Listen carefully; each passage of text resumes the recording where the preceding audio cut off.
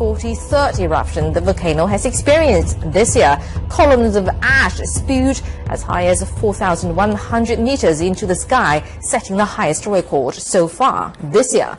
And the Japan Meteorological Agency set the alert level at 3 out of 5, and that means limitations were placed on mountain trips.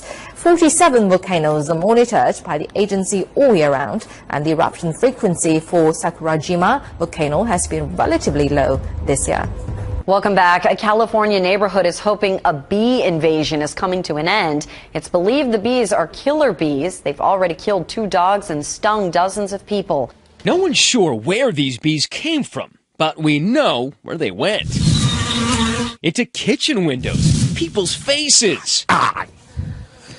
Got me right in the eye. And this mail carrier's hair. I don't know what to do. I'm just running around, screaming. They were super aggressive. They were literally like following us and going after us. When we think of earthquakes in the U.S., we might think of Los Angeles, but the Southeast is the last place in the country that comes to our mind. Now, our location on the interior of the North American plate places this region far away from any faults or plate boundaries where seismic activity generally occurs. However, the area has seen a considerable increase of events.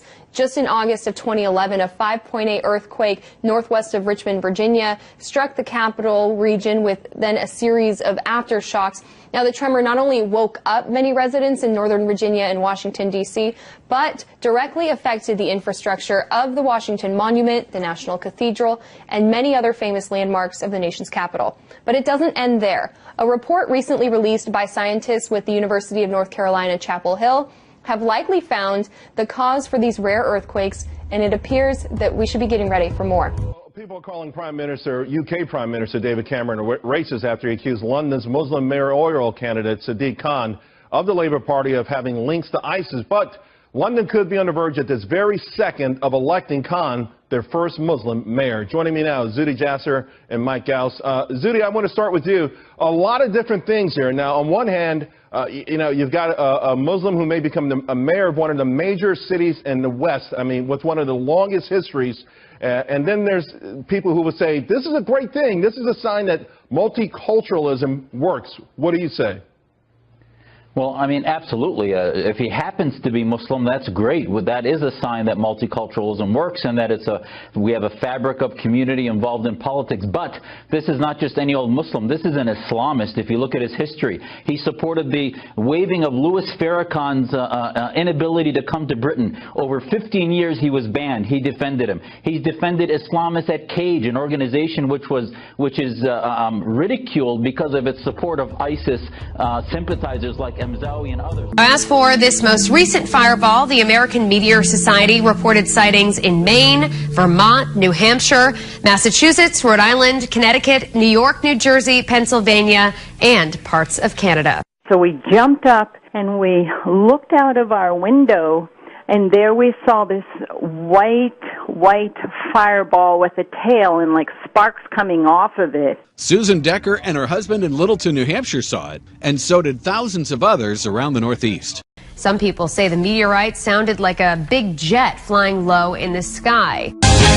Guys, check this out. A meteor caught on camera overnight. Look at that. Ooh, wow. In Portland, Maine. This is a dash cam video from a police officer's cruiser. The meteor could be seen as far as south as New Jersey and as far north as Nova Scotia. Saw some reports on Twitter. You know, people asking, what was that? Look at that. That's insane. Yeah, normally it's just like a little streak, but that was like... That's pretty big. It's a healthy-sized catch, but tons of shellfish like these have been contaminated by a giant tide of red algae in this corner of southern Chile. Thousands of tons of salmon and sardines have also been infected and left unfit for human consumption. The salmon industry, its employees and its suppliers cannot cope with this crisis and will not survive further inactivity. We're losing more than 10 million consumers every day because of this paralysis. It's not just the fishermen who are suffering. For days, people come, but they don't buy. They're afraid of even eating fish, so we no longer know what to do. The government has declared a state of emergency in the region and offered compensation. But that isn't enough for these protesters who've blockaded local ports. What the government announced will not help us. There's no way we are able to live on $150 a month. Experts think intense El Nino weather patterns have warmed Pacific waters more than usual and nourished the algae. Others blame the fishermen themselves for altering ecosystems with intensive farming to maintain Chile's position as the world's second biggest salmon producer. Consumers are also taking the hit from a reduced harvest. Chilean salmon prices in Brazil have increased by more than 700% in recent weeks. Now, we want to know what you think about this one. Does your kid have one of these bubble maker guns? Well, don't let them take it to school because it could get them suspended.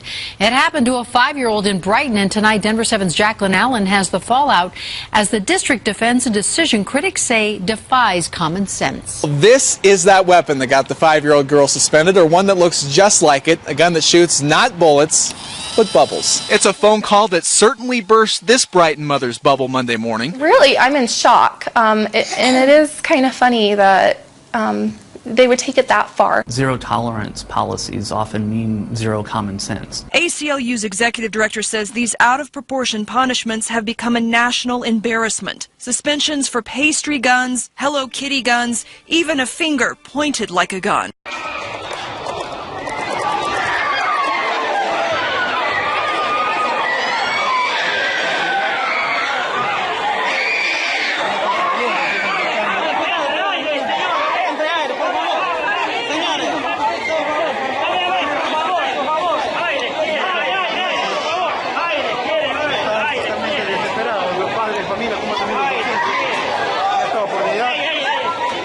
Los estudiantes afectados fueron auxiliados por sus compañeros, docentes y personal policial, quienes de manera inmediata acudieron al plantel para brindar el apoyo correspondiente.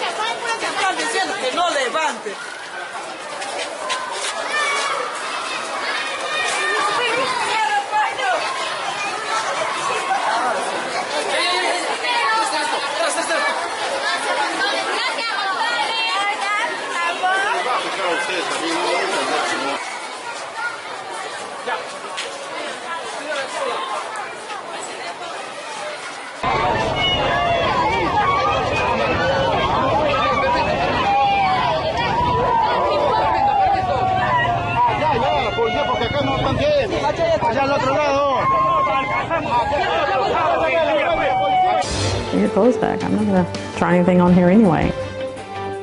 Off the top at 6, a Mesquite woman outraged when she says a business allowed a man in the women's dressing room. Lisa Stickles told me she shops at this Ross a few times a week, but never again. Take your clothes back. I'm not going to try anything on here anyway. Lisa said Monday she heard a man in the women's dressing room and told a manager who went to check it out. He came right back out and called me to the side and told me that he was representing himself as a woman today. Lisa said she complained, stayed in the store, and called corporate long enough to see the man walk out. And he was in no way dressed as a woman. He had on jeans, a T-shirt, 5 o'clock shadow, very deep voice. He was a man.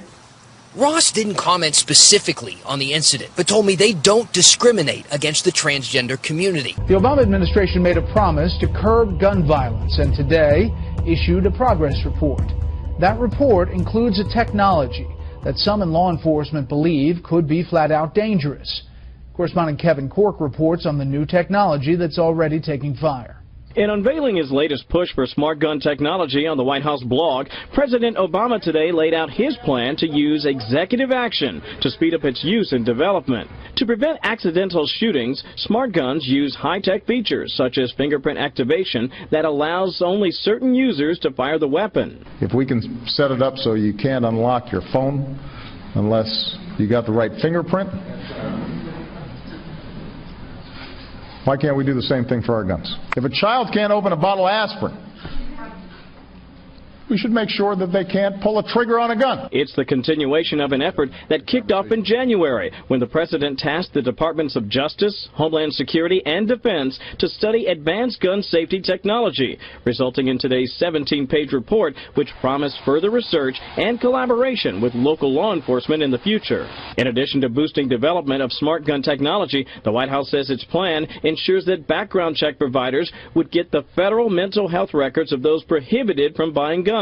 Meanwhile, very strong reaction tonight, Brett, from the National Rifle Association. Spokesperson Jennifer Baker telling Fox News President Obama's obsession with gun control knows no boundaries. She goes on to say, at a time when we're battling terrorists both abroad and at home, this administration would rather have the military focus its efforts on the president's gun control agenda. Zika virus may spread further in the United States than first thought. The virus, which causes crippling birth defects, was known to be carried by a mosquito that is mostly limited to the south, but now Zika has been discovered in a second species that ranges as far north as Maine and Minnesota.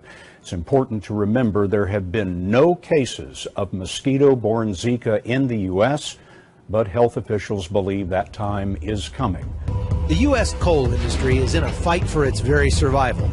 Job losses have accelerated here in southern West Virginia, with more than 6,500 miners now out of work. And West Virginians, by and large, lay the blame at the feet of Barack Obama.